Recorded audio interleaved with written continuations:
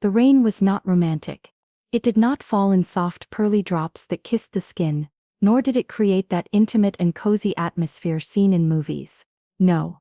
This rain was cold, sharp as ice blades, and fell with the dull fury of someone who had been holding back for too long.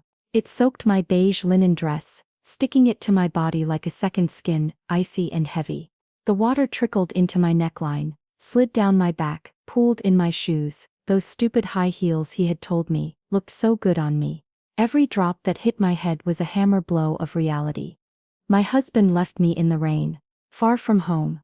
His words still echoed in my ears, mixed with the din of the downpour and the roar of his black BMW's engine as it accelerated.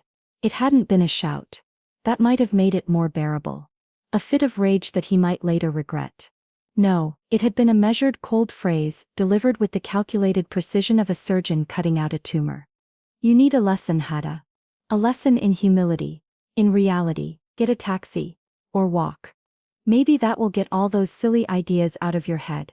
And then the electric window had rolled up, silencing my world, encapsulating it in his bubble of air conditioning and Italian leather, and he had driven away. I watched him disappear without looking back. The car merged with the gray curtain of the storm, the taillights disappearing around a curve, and the sound of the engine was devoured by the roar of rain against asphalt. I stood there planted on the shoulder of that country road, kilometers from anything deserving the name of civilization. Only fields of vineyards, bare and skeletal in this late winter, stretched out on both sides, indifferent to my mini-human drama. An uncontrollable tremor ran through me. It wasn't just from the cold, which seeped into my bones, but from the absolute disbelief, the stinging humiliation. A lesson in humility. Why? For complaining that he forgot our anniversary for the third year in a row. For telling him he no longer looked me in the eyes, only at my cleavage. For crying silently in the darkness of our bedroom, while he snored beside me. Was that the silliness that needed to be excised? A bitter laugh, more of a whimper than anything else, escaped my lips, immediately drowned out by the water. I felt hot tears mixing with the cold rain on my cheeks. I wasn't crying for him. Not exactly. I was crying for myself. For the Hada I had been, full of bright and fragile dreams, and for the woman I had become, a silent and sad ornament, abandoned on a deserted road. I shoved my hands into the dress pockets, searching for a shred of warmth, and found only the damp cold of the fabric. My small designer purse hung from my shoulder, equally soaked. I opened the flap with numb fingers. The phone. It was there. I could call someone. A friend. The police. But an immense fatigue, deeper than the cold, washed over me. And then what? Tell the pathetic story. Explain that my husband, the successful lawyer Esteban Valdez, had abandoned me in the middle of nowhere like a bothersome puppy. Shame was a knot in my throat. I left the phone in my purse and closed my eyes, letting the rain lash me. Maybe that's what he wanted. For me to dissolve. For the rain to wash me away from everything. The pain. The disappointment. The years of forced smiles at cocktail parties and empty nights. Maybe that was the real lesson, the void. The sound of an engine different from his cars, deeper, more powerful, made me open my eyes. A flash of stupid, naive hope shone in me for a second. Had he come back? Had he regretted it? A large, dark vehicle was approaching, slowing down. It wasn't the BMW, it was a black van, large, imposing, a Range Rover or something similar. Its fog lights cut through the grayish gloom like the eyes of a cyclops. It came to a smooth stop right in front of me, the engine purring with a contained power that seemed to defy the storm. The driver's window did not roll down, instead the rear door opened. And then my world, which had already crumbled, reassembled in the most unexpected and surreal way. A tall man enveloped in a black trench coat that reached his knees, got out of the vehicle. He carried no umbrella. The rain beat against his back and shoulders with the same ferocity as it did mine, but he seemed unperturbed. His movement was fluid, sure. He looked up at me, and under the hood of the coat, I recognized serene, deep eyes of a coffee color so dark they almost seemed black. An angular, marked face, with a small scar that cut through his left eyebrow, a detail I knew all too well. It was Leo. My bodyguard, or rather the bodyguard Esteban had hired for me almost a year ago, after a series of incidents that now suddenly began to take on a new and sinister meaning in my mind. Leo approached, serene as if he had been expecting it. As if finding me soaked and trembling in the middle of a deserted road was part of his daily routine. He showed no surprise, no concern, no pity. Only an absolute calm, a presence so solid and still that, by contrast, made my trembling even more violent. He stopped a meter away from me. The rain poured down between us. "Señora Valdez," his voice said. It was a deep raspy voice, as if it weren't used much, but with a cadence that cut cleanly through the storm's din. It wasn't a question. It was a statement, an acknowledgement. I couldn't speak. My jaw was trembling too much. I stared at him, trying to understand. How? Why? What was he doing here? Leo unbuttoned his trench coat. Underneath he wore an impeccable gray suit. Without a word he took off the raincoat, and with a movement that was both protective and possessive, wrapped it around me. The residual warmth from his body hit me like a wave. A living human warmth that contrasted brutally with the deathly cold that gripped me. The raincoat smelled clean, of wood and something indefinably masculine and safe. "Come," he said gently, but leaving no room for discussion. His large warm hand settled on my back, guiding me firmly toward the van. "We need to go." The sensation of his hand through the soaked fabric of my dress was so real, so concrete, that I finally broke down crying for real. They weren't silent tears but sobs that shook my body, convulsive, uncontrollable.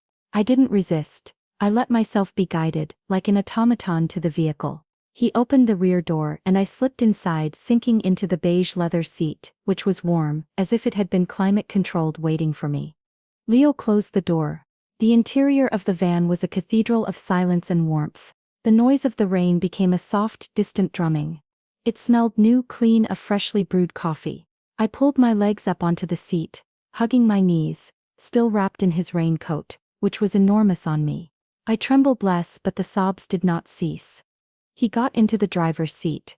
He didn't look at me through the rearview mirror. He started the engine and set the warm air to a soft temperature, directing the vents toward me. The hum of the fan was the only sound aside from my crying. He drove in silence for several minutes, leaving behind the endless straight line of vineyards. I looked out the window, watching the gray, hostile world blur behind the glass. My mind was a whirlwind of unanswered questions, of conflicting emotions. Humiliation burned in my stomach, but above all, floated an absolute confusion. How? I managed to articulate with a voice I didn't recognize, hoarse and broken by tears. "How are you here, Leo?" He took a moment to respond. His eyes met mine briefly in the rearview mirror. There was no pity in them but something that seemed like respect, determination. "I am always here, Señora Valdez," he said with that disconcerting calm. "It is my job." "Your job? To follow me? To spy on me?" The idea horrified me. Had he been watching everything? The argument? The abandonment? "To protect you," he corrected, his voice firm. "Always, wherever you go." "And does he know? Esteban? Does he know you follow me?" "No." The denial was sharp, clear. "Mr. Valdez canceled my service 3 months ago. After the incident at the golf club." I remembered. Esteban had flown into a rage because Leo had intervened when an over-enthusiastic photographer had gotten too close. Esteban said Leo was too intense, that he scared his clients, that I didn't need a Rottweiler but a poodle. He said he was firing him. I thought he was gone. "Then, why?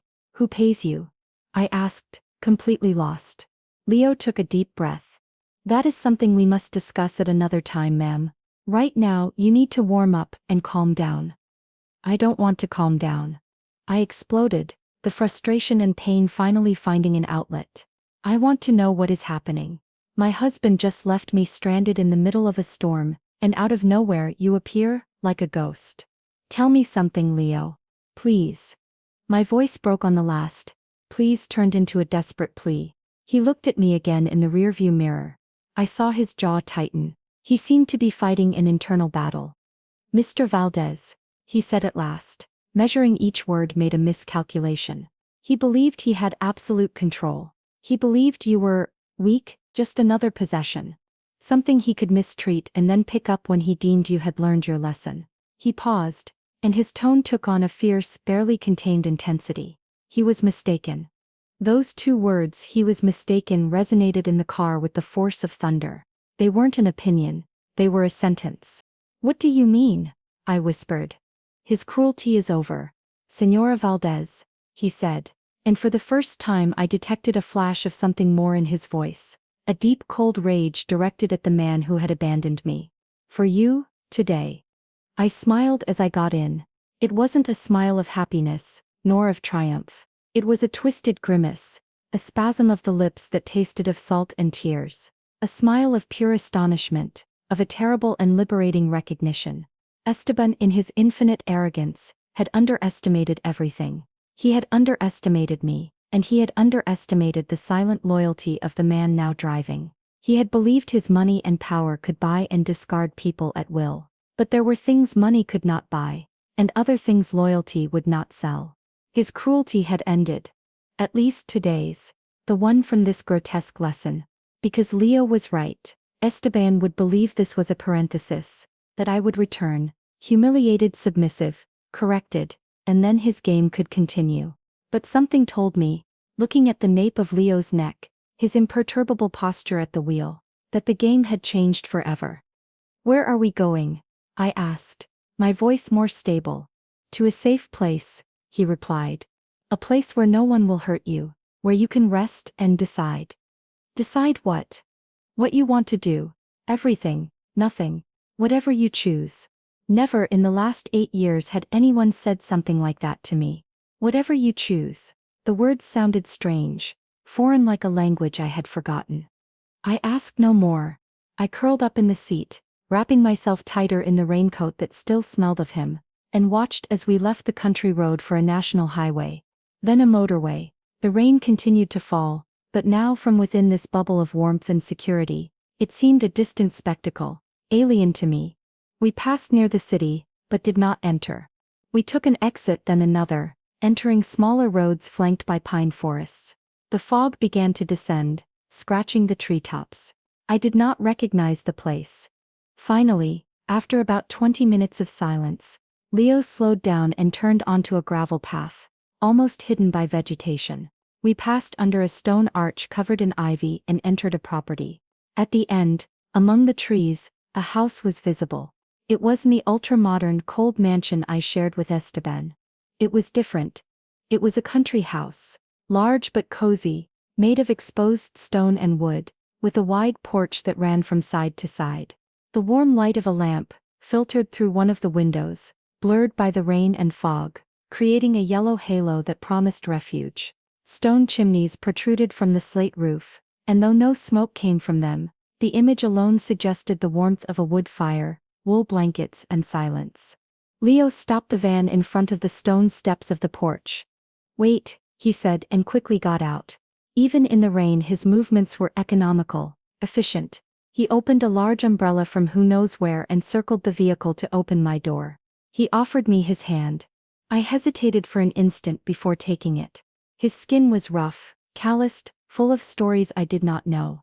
But his grip was firm and sure, helping me down without slipping on the wet gravel. He guided me under the umbrella to the porch, which was dry and smelled of old wood and potted geraniums, now battered by the rain. He took a keychain from his pocket and unlocked the heavy oak door. "Welcome home, ma'am," he said, stepping aside for me to enter. I crossed the threshold and stopped, open-mouthed. It wasn't a house. It was a home. The kind of home I had stopped dreaming of years ago. The floor was wide planked dark oak. In front of me a large living room with a plush cream linen sofa, several armchairs, and a huge solid wood coffee table. Books filled shelves that reached the beamed ceiling. Worn but beautiful Persian rugs defined the spaces. And at the back, the undeniable heart of the room, an imposing stone fireplace, where a live fire already crackled, its dancing flames projecting cozy shadows throughout the room. The heat it gave off was tangible, enveloping. It smelled of lemon, beeswax, cinnamon apples, and underneath the sweet scent of burning wood. It was the smell of calm, of peace. "How?" I began, turning to Leo, who was closing the door and leaving the umbrella in a wrought iron stand. "Everything is ready for you," he said, again avoiding the direct question. "There are clothes in the upstairs bedroom, everything you need in the bathroom." The refrigerator and pantry are full. Are you hungry? I can prepare something for you. I shook my head, still stunned. No, no, thank you. Just, whose place is this? It is yours, for as long as you need it, he replied, hanging his soaked raincoat on a hook by the door. Underneath, his gray suit was impeccable. No one will bother you here. No one knows about this place, not even Mr. Valdez. I approached the fire, holding my hands out to the flames. The heat burned my cold skin, an almost painful but wonderful sensation. The dress was beginning to dry, sticky and uncomfortable. You should change, Leo's voice said behind me. Soft but firm, upstairs to the right. The first bedroom, I will be here.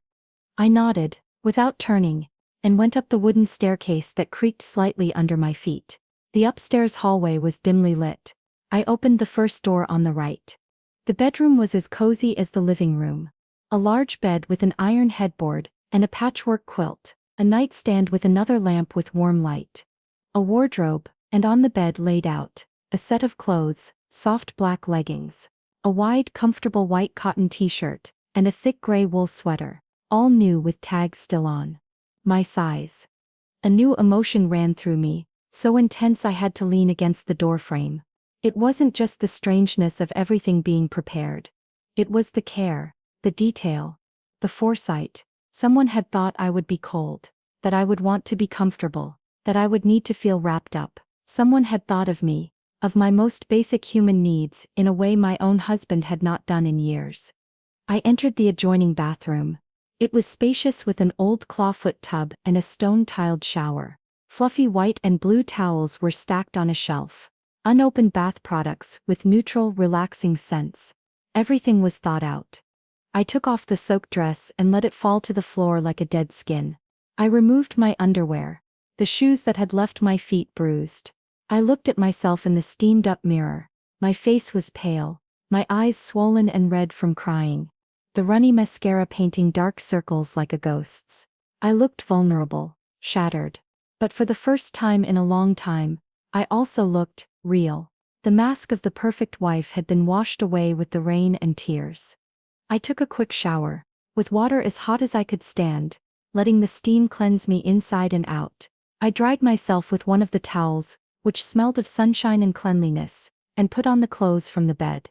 The softness of the cotton and wool against my skin was an infinite comfort.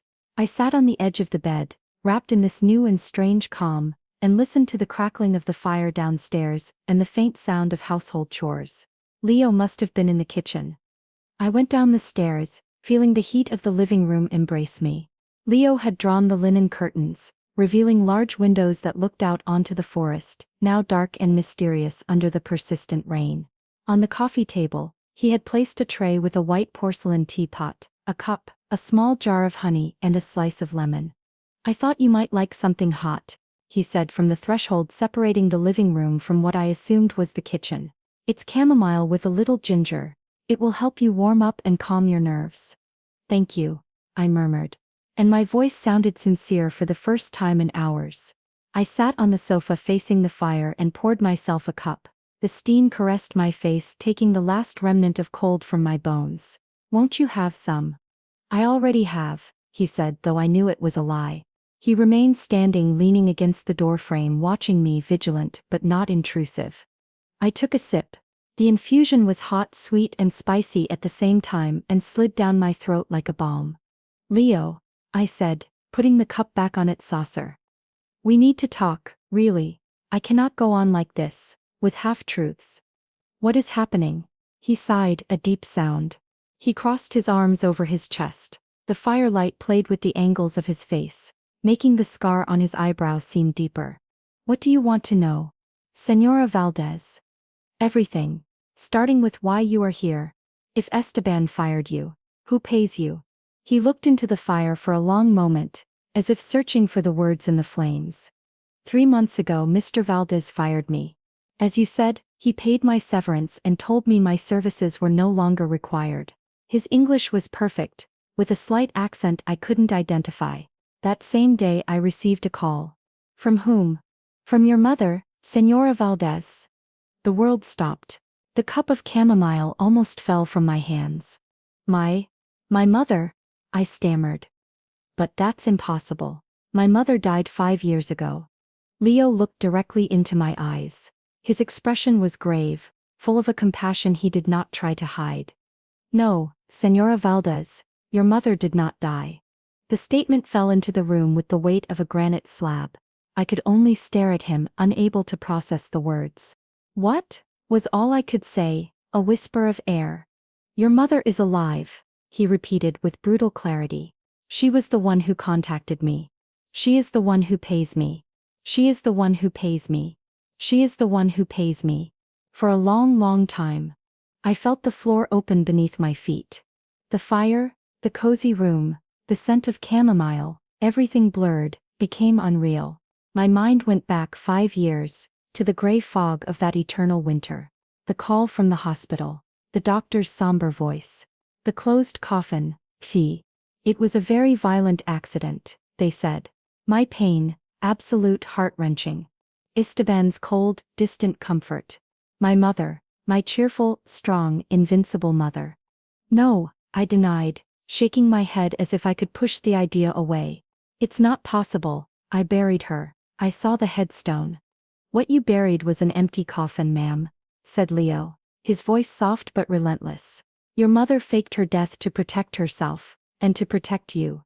Protect us? From what? My voice was a thread, trembling. From your husband, Senora Valdez, said Leo. And each word was a nail in the coffin of my marriage, of my life as I knew it. From Esteban. From Esteban? But why? He loved her. He said she was like a second mother to him. The words sounded hollow, false, even to my own ears, now that light was beginning to filter into so many forgotten shadows. Leo came closer and sat on the edge of the armchair opposite me, leaning forward, his elbows on his knees. His large, strong hands were intertwined. He looked at me with an intensity that allowed for no evasion. Your mother, Isabel, discovered things about Esteban. Very dark things, ma'am, about his business. About his true character. About his intentions toward you. She tried to warn you, do you remember? A distant, blurry memory emerged from the fog. My mother, restless, insistent in those last months. Hadda, darling, that man is not what he seems. There is something about him that I don't like. There are rumors. You must be careful. I had gotten angry. I thought she was jealous, that she didn't want me to be happy, that she was an overprotective mother who couldn't let her daughter go. Esteban had fed those ideas, softly, condescendingly. Poor thing, she's jealous. Don't pay attention to her, my love. She and I will get along, you'll see. And I believed him, always him. Shortly after, she died. My God, I gasped, bringing a hand to my mouth. The pieces were beginning to fit together with a sinister crunch. And why didn't she tell me? Why fake her death? Why leave me alone with him? Because she wasn't sure how far his influence reached, ma'am, Leo explained, his voice a hoarse murmur mixing with the crackling fire. She feared that if she confronted him openly, or if she told you the truth, he could hurt you, to control her. Or to punish her. Faking her death was the only way for her to investigate him from the shadows without putting you in greater danger. And for me to get close to you to protect you, without him suspecting. Her death gave her the freedom to move, to gather evidence. Evidence? Evidence of what? I asked, feeling a ball of ice form in my stomach. Of everything, said Leo, with infinite fatigue. Fraud, money laundering, infidelities. He paused and his gaze grew even darker. And of something else. Silence stretched between us, heavy, laden with a terrible premonition. Of what, Leo? I insisted, my heart hammering in my chest. Tell me. He took a deep breath. Senora Valdez, Hadda, he said, using my first name for the first time, and the sound was so intimate, so moving, that I held my breath. Your mother believes, and the evidence is beginning to point in that direction, that your father's death was not an accident. The world exploded into 1,000 pieces. My father. My beloved, generous, brilliant father. The founder of the company that Esteban now ran with an iron fist. He had died in a car accident 9 years ago.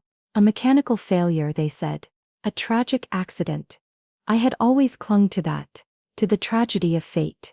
I looked at Leo, searching his eyes for a glimpse of doubt, of error, but I found only a fierce and painful certainty. Esteban, I whispered, the name tasting like poison in my mouth. Esteban had something to do with my father's death. Your mother believes he did, confirmed Leo. His voice barely a whisper. And so do I. The last pillar of my reality crumbled. He wasn't just a cruel and arrogant husband, he was a murderer? My father's murderer. The architect of all my pain. The revelation was so monstrous, so vast, that it could not be contained. A guttural sound, a stifled cry of agony and rage, escaped from the depths of my being. I collapsed forward onto my knees, and a torrent of silent, desperate tears began to fall, soaking the soft gray sweater. They were not tears of sadness, they were tears of mourning for everything lost, for the stolen truth, for the years lived in a lie built by the man I had called my husband. Leo did not move. He did not attempt to comfort me with empty words. He remained seated, sharing the weight of my pain in a respectful and solitary silence. His presence was an anchor in the hurricane of my shattered world. I don't know how long I cried. It could have been minutes or hours. When the tears finally subsided, leaving me empty, exhausted, but strangely lucid, I looked up. The fire still crackled. The rain still fell outside. Where is she? I asked, my voice hoarse from crying but surprisingly firm. Where is my mother? Leo looked at me, and for the first time that night, I saw a shadow of something that seemed like apprehension. She is close, he said. She wants to see you. She has been waiting for this moment for 5 long years. He paused, measuring his words. But I warned her not to come tonight, that you needed time to process, to breathe. I nodded slowly. He was right. If my mother, a loved and mourned ghost, appeared at that door at that very moment, I think my fragile sanity would shatter. Tomorrow, I said, more to myself than to him. Tomorrow, he confirmed. I stood up, feeling the weight of the years, of the truth, of the betrayal, in every bone. I walked to the window and rested my forehead against the cold glass, looking into the impenetrable darkness of the forest. The image of Esteban, smiling his wolfish smile, superimposed itself on my reflection in the glass. His cruelty today, his lesson paled into insignificance compared to the abomination I had just discovered. He thinks I will come back, I said quietly, speaking more to my reflection than to Leo.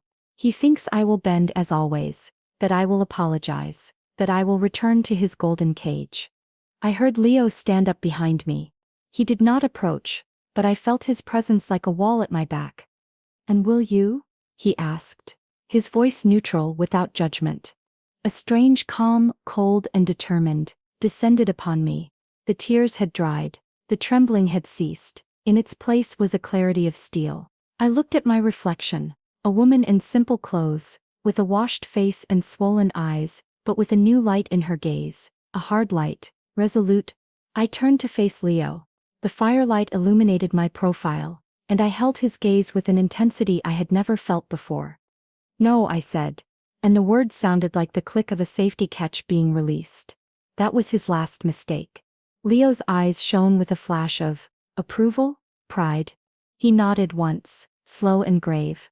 Then Señora Valdez, he said with a new tone in his voice, a tone of a soldier accepting an order. Tomorrow when your mother arrives, we will begin. We will teach him what a real lesson is. The sound of an engine different from Leo's van broke the silence of the night. A smaller, higher-pitched engine approaching down the gravel driveway. Leo stiffened, his gaze becoming alert, penetrating. He moved to the window beside me, slightly parting the curtain to look into the darkness. Who is it? I asked, a jolt of fear running through me. Esteban, had he followed Leo? Had he discovered everything? The vehicle's headlights swept across the front of the house, blinding us for an instant. The car stopped right behind the Range Rover. It was a discreet dark sedan. Leo did not respond. His expression was a stone mask, but his eyes were wide open, staring fixedly at the driver's door. The door opened. A figure got out of the car. It was not tall. It was thin, stooped as if carrying the weight of the centuries. She wore a light raincoat and a scarf on her head, but the rain had soaked the shoulders of the coat. The figure looked toward the house, toward the window where Leo and I were, though she could not see us through the reflection of the interior light. And then, she began to walk toward the door. A slow, hesitant step, but determined. Leo took a deep breath, a trembling inhalation that betrayed an emotion I had never seen in him. "Ma'am," he said, his voice hoarse, laden with an urgency he could not contain. "It is her. She has come. She could not wait." I stood paralyzed with blood screaming in my ears, drowning out the sound of the rain and the fire. My eyes fixed on the approaching figure, tried to distinguish the features under the scarf and the gloom. The figure stopped at the foot of the porch steps, just outside the circle of light from the lamp. She slowly raised her head. And the world stopped. My heart gave such a violent lurch that I thought I would faint.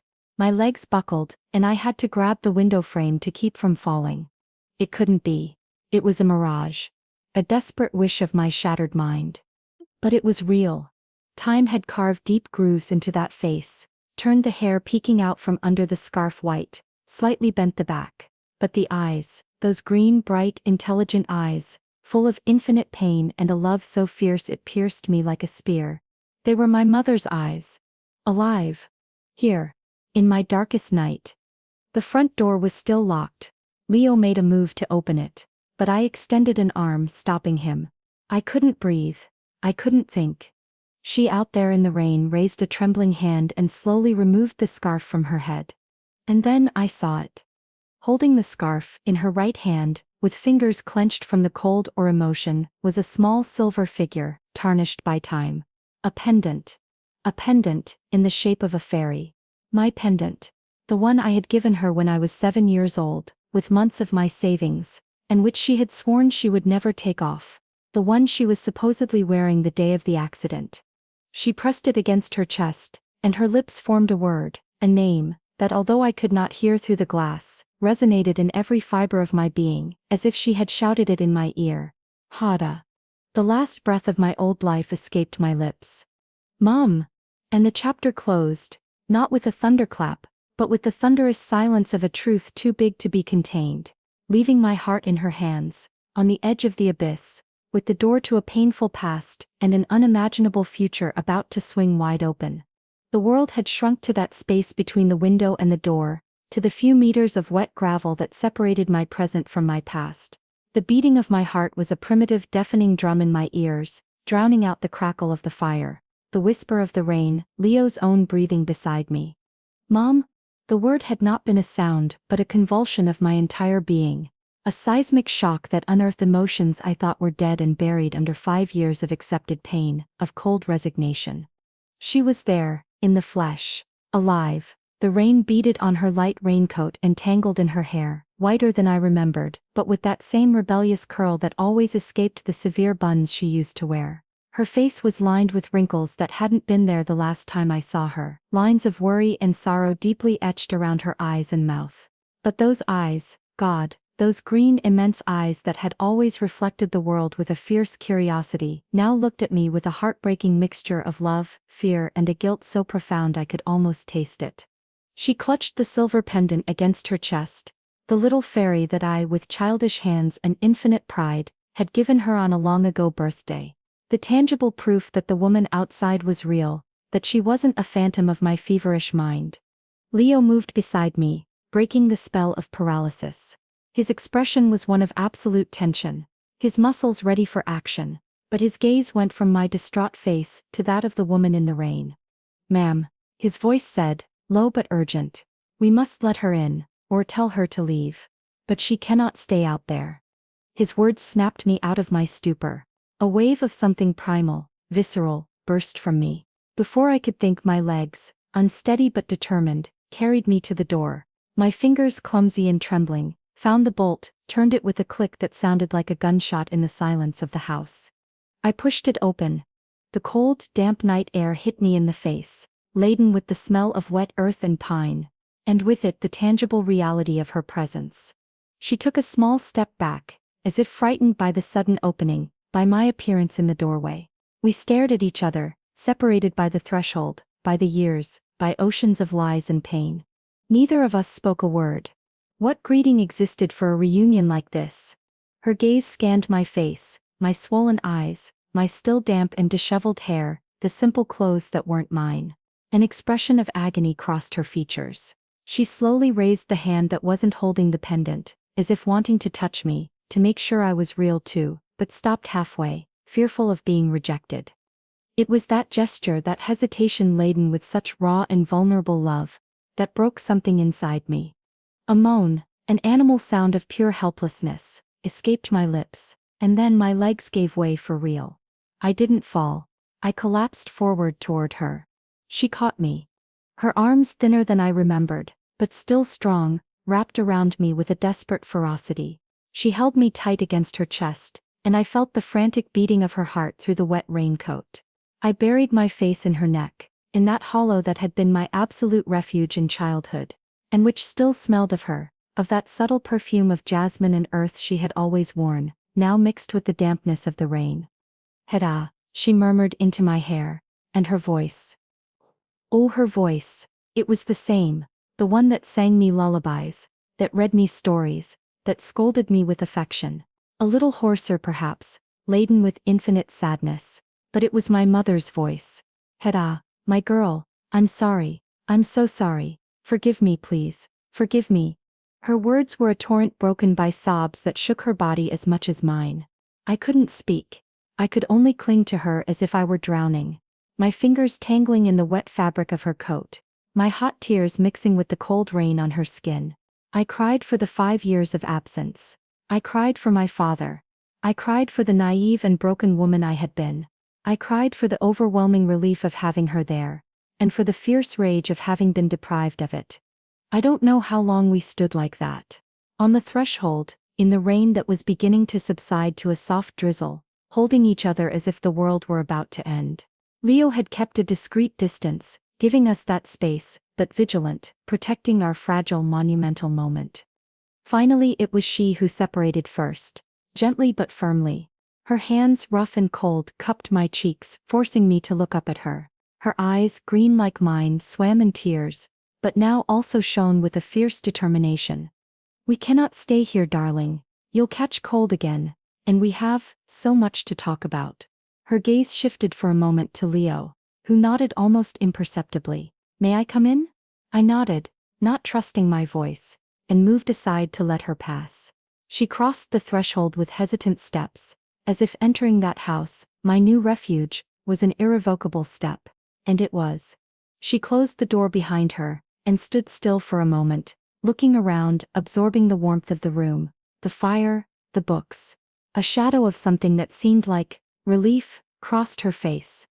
This is a good place, she murmured, almost to herself. Safe. Then she turned to Leo. The dynamic between them was palpable, charged with a shared history of which I was not a part. A silent communication transmitted in looks, in small gestures. Leo, she said, and her voice sounded firmer, more like the businesswoman she had been. Thank you for bringing her, for being here, for being here. Leo inclined his head. Isabel, you shouldn't have come tonight, we agreed. I know, she admitted, unashamed, but when you told me what he had done, that he had left her there in the rain. Her voice broke at the memory, and a wave of pure rage distorted her features for a second.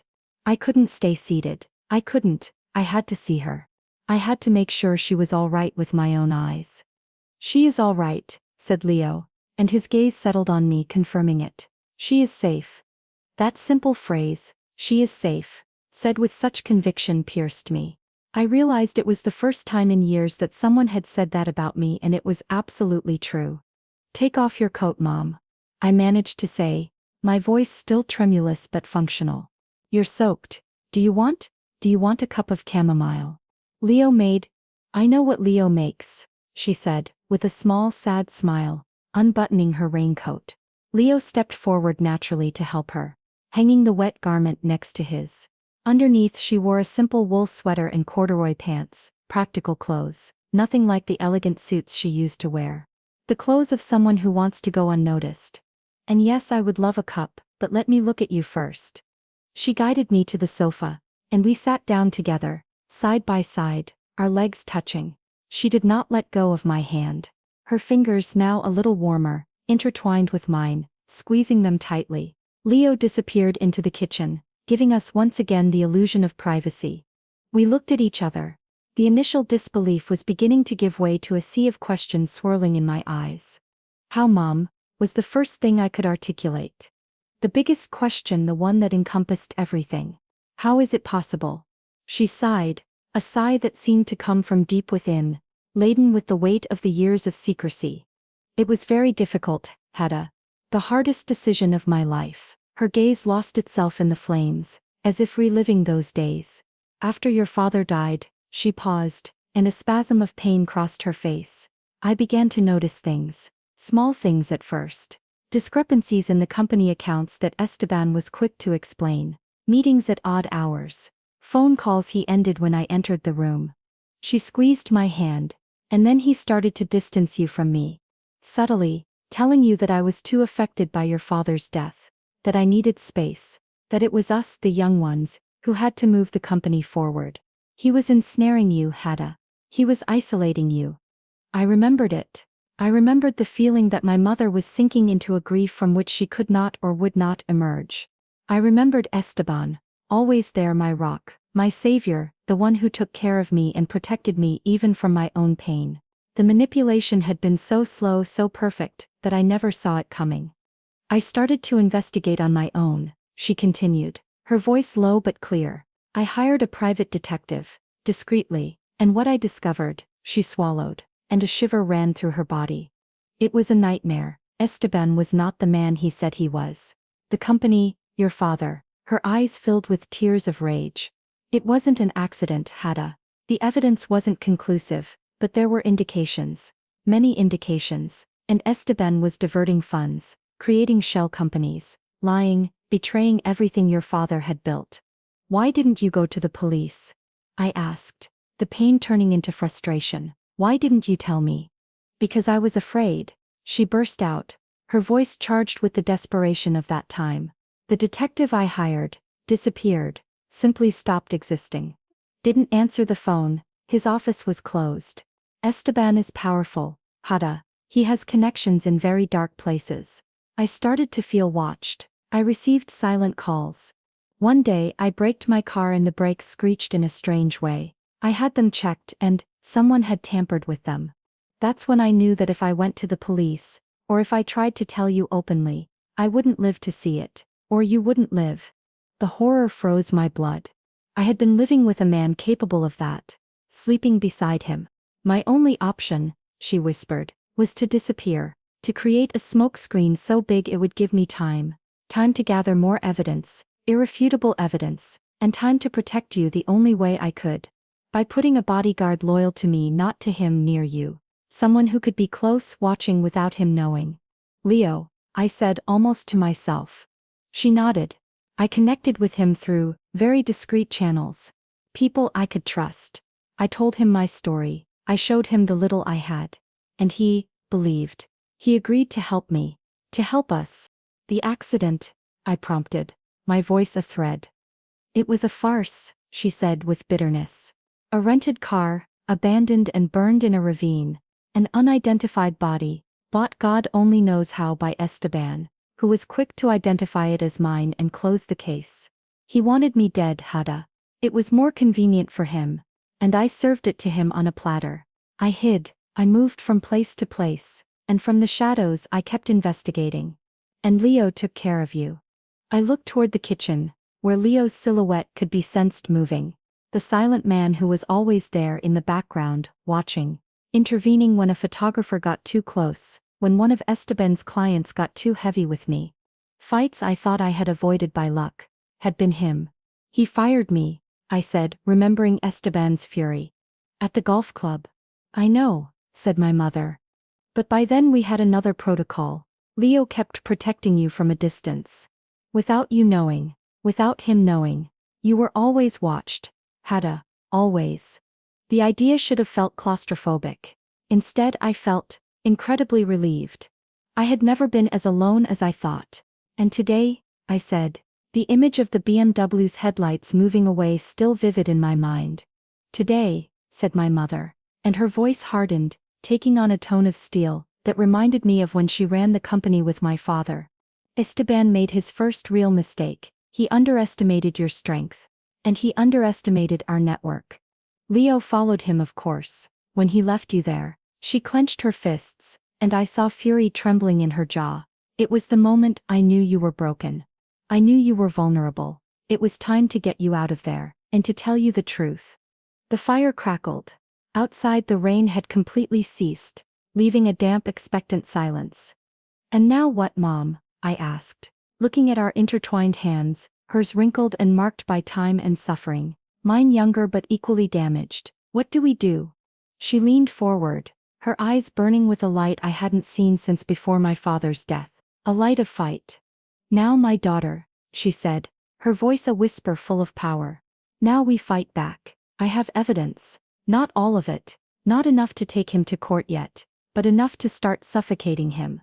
To take away what he values most. His control, his power, his facade of the perfect man. She paused, and her gaze softened as she looked at me. But first you need to heal. You need time. This, she made a gesture toward the cozy house, is your sanctuary, your time, to decide what Hada wants. The one who was in the rain, the one who survived. I don't want time, I said, and the firmness of my own voice surprised me. A new coldness, born from the ashes of betrayal, spread through my veins. I want justice, for Dad, for you, for me. My mother's eyes shone with tears of pride, but she shook her head. Justice takes time, darling, and it is planned. With a cool head, not a hot heart. Right now you are hurt. You are angry. It's understandable, but we cannot act from that place. She touched my cheek. Sleep, rest, tomorrow. Tomorrow we will begin. I promise you. At that moment Leo reappeared with a second steaming cup of chamomile. He handed it to my mother with a deference that was more than professional. It was deep respect. Thank you, Leo, she said, taking the cup between her hands, seeking its warmth. Isabel, he said, his voice grave. You must leave soon. It is risky for you to be here too long. She nodded with regret but without argument. I know, just a few more minutes. She took a sip of the infusion and looked at me, studying my face as if trying to memorize every detail. I have missed you so much, Hada, she whispered, her voice broken with emotion. Every day, every damn day. Me too, Mom, I replied, and it was the purest truth I had spoken in years. Even though I didn't know I was missing you. We sat in silence, the three of us, absorbing the enormity of the moment. The fireplace, Leo standing like a sentinel. My mother beside me, alive, breathing. It was a surreal picture, an alternate reality my mind could barely process. Finally my mother finished her tea and stood up with a sigh. I have to go, she said, with infinite sadness. But I won't be far. Leo knows how to contact me. Anytime, day or night. She buttoned her raincoat, which was still damp. She approached me and kissed me on the forehead. A long, tender kiss that transported me to my childhood. I love you, Hada. Never for a single second did I stop loving you. I love you too, Mom, I whispered, holding her hand for the last time before she pulled away. She looked at Leo. Take care of her. With my life, he replied, without a shred of doubt. And then, with one last look full of love and sorrow, my mother opened the door and slipped back into the night, to her car. Back to the shadows from which she had emerged. Leo closed the door and bolted it. The sound finalized the most hallucinatory chapter of my life. I stood looking at the oak door, feeling the echo of her presence, the warmth of her kiss still on my forehead, the weight of her truth in my soul. I turned to Leo. The calm had disappeared from his eyes. Now there was only a relentless determination. Why? I asked him, searching his face for the answer to a deeper question. Why did you do all this for us? For me? He looked at me, and for the first time I saw the shadow of a personal emotion, something that went beyond duty. Because someone had to, Señora Valdez, he said, his voice grave. And because your mother, he paused, searching for the words. Your mother reminded me that some things are worth it no matter the cost. He walked to the fireplace and added another log to the fire. The flames grew, illuminating his serious profile. Now, he said without turning around, you must rest. Tomorrow the war begins. I nodded, exhausted to the marrow, but with a new spark burning inside me. I went up the stairs to the bedroom, but on the landing I stopped. From there I could see the coffee table in the living room, where the 2 cups of chamomile, one empty and the other half full, still sat silent testimony to the most improbable reunion. And on the sofa where my mother had been sitting, something small and silver shone faintly in the firelight. I went down the stairs 2 at a time and approached. It was the pendant. The little silver fairy. She had either dropped it deliberately or it had slipped out unintentionally when she stood up. I picked it up. The silver was cold to the touch at first, but soon acquired the warmth of my skin. I clenched it in my fist, feeling the rough edges of the tiny wings marking my palm. It wasn't just a memory, it was a symbol. A pass to re-enter a world I thought was lost. A reminder that magic, real magic, wasn't about wands and spells, but about the courage of a mother who pretended to be dead to save her daughter, and the loyalty of a man who watched from the shadows. I went upstairs, got into bed still dressed, and pressed the pendant against my heart. Outside, the night was silent, the rain had cleansed the air, and I, for the first time since I could remember, did not feel alone. I was broken, I was angry, I was terrified.